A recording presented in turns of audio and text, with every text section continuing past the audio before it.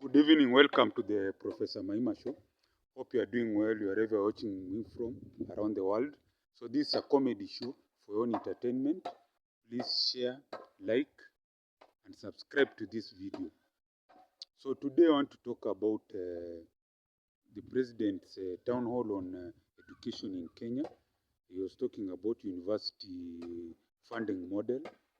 But you see now the problem was that most of the young people who are there, most of the audience were composed of students, majority were students, and then a few vice chancellors.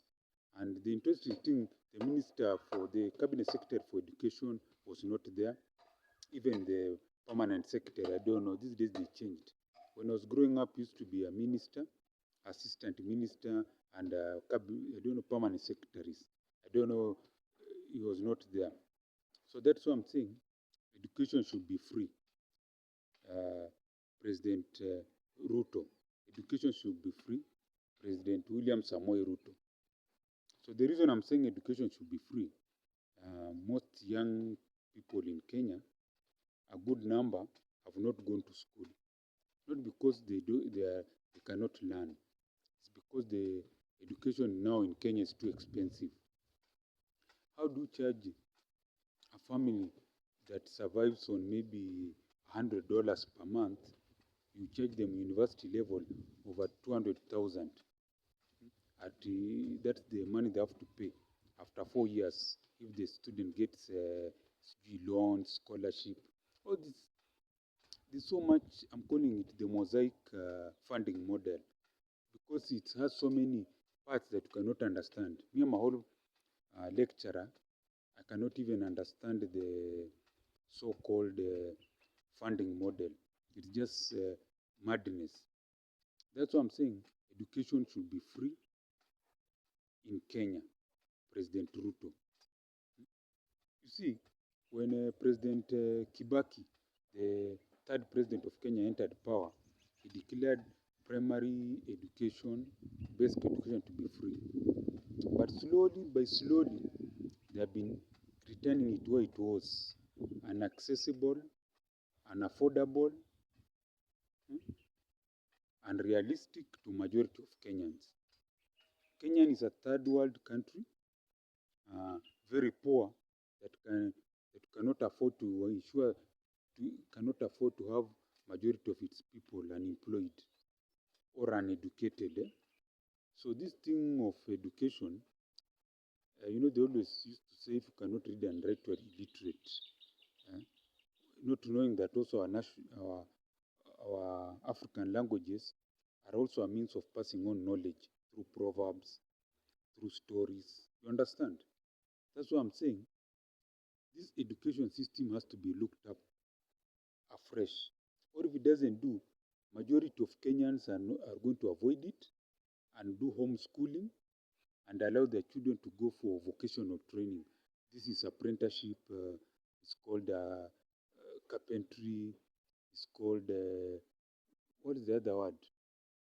What is the other word? Things like plumbing, electrician. It's what majority of people will be going for, of the young people, both young men and women. So how do you make education free in this country? I'm giving this free consultancy, and my bill still remains $1 million, 100 million Kenya shillings. Hope President William Samoei Ruto is listening to me. First of all, he raised the cutout grade to join in public universities. Say if you want to join public universities, underline public, you must score a B and above. So anyone with a B and above, regardless of what they have qualified for, has free education attached to accommodation. Ensure our universities, the so-called hostels, are up to standard, properly designed, so that, and then also the cafeterias well designed. Almost thought, okay, students should be having common kitchens. Then I said, no, you cannot go the American way. Most of these dormitory, so-called hostels will be burned down because students with the old characteristics, we're still developing. So a school like, let's say, University of Nairobi, admits everyone with a B and above. The there's enough accommodation for the people. Now, these accommodation hostels are run by private entities which are paid by the university from the money they get from the government in terms of maintenance, cleanliness, hygiene, and all that. And then the food is also free for the admitted students. You have 3 meals. That is breakfast, lunch, uh, break, breakfast, lunch, and dinner. 3 meals. Anything in between, the student can use their own pocket money.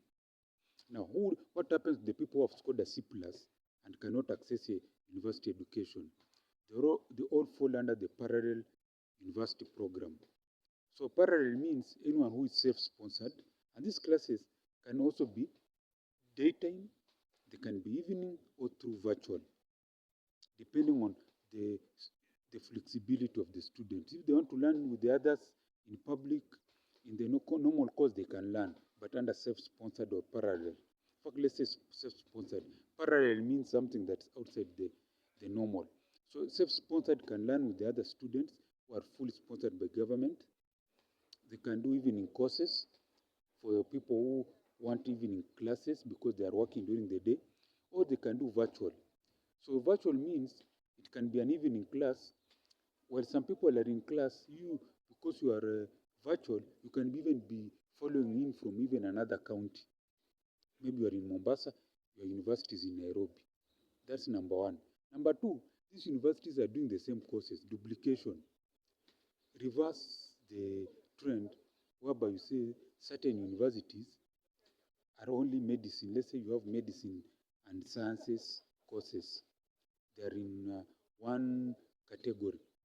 So that now, any university who are doing medicine, they should have the facilities. If they don't have, they move on to humanities. Hmm? They move on to humanities. That's what I'm talking about. Hmm? They move on to humanities. Or they move on to social sciences, whatever you name them. This thing of having 10 universities in one area fighting for the same customers should end. Once you have categorized universities according to their facilities, a university that cannot have laboratories should not offer medical courses or sciences. Let it do offer other courses. And then they go virtual. Virtual will mean they can get more students. Then they can also have courses like this short courses, certificate course of 2 weeks. Just put it there.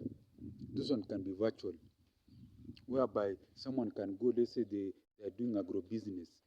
They want to learn modules. They go online, they do modules, but also per day, within 1 hour, there's a lecturer who is teaching virtually. Let's say there's a module on agro-business, and then there's learning something on marketing in agro-business or taking care of animals. There's the lecturer who can come in the evening and explain those modules. Maybe you are learning how to look after poultry. So if you have questions, you can ask questions, follow up, but you have seen the modules. See, it needs thinking, big thinking like the way you have. There are people who can do that like me. If it's English, I can do it easily. You can have those public courses. You can have short courses like communication skills, public speaking. We have modules. We have also questions, academic writing, communication skills. You can do all that. That will mean the university is earning money from the government giving them money, from their own revenue for the courses. So it will mean after a while the government will even stop supporting public universities because they'll be making so much money from these self-sponsored and short courses that now with the time the government will only be sponsoring a very small amount. But that needs big thinking. Yes. So that's what I'm saying. Education should be free. President Ruto. I hope he's listening. So lastly, this is the Professor Maima show. I want to pray for you who's watching me that you have a long life. All your dreams become reality and you become rich and prosperous. Not only you, your children, grandchildren, and all your generations. I also pray for myself to get $1 billion, 100 billion Kenya shillings, to build the biggest technological university here in Africa, worldwide, produce a product that can be used here in Kenya, worldwide, to provide jobs for the young Gen Zs, and to train future entrepreneurs. That's my prayer. Amen. And if you like this video, please send the mobile M-Pesa that support the video on that number there, +254 769 729 I repeat again, +254 769 729 And as I always say, Goeria Kuonana Goeri.